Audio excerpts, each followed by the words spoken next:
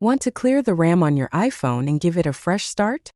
First, open Settings and tap General, then tap Software Update.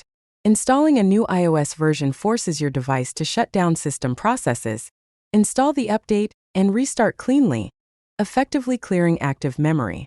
If an update is available, follow the on-screen prompts to download and install it. If no update is ready or you need an immediate RAM reset, return to Settings and tap General again. Scroll to the bottom and tap Shut Down.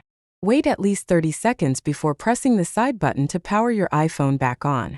That pause lets background services fully terminate and frees up all RAM before the system reloads. Keep in mind that iOS manages memory automatically, so you won't find a manual clear RAM button. These two methods, updating your software or performing a full shutdown and restart, are the only ways to flush your device's active memory on demand.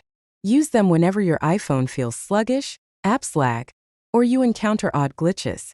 If this tip helped you, please tap like, share your favorite iPhone performance trick in the comments, and subscribe for more quick tutorials.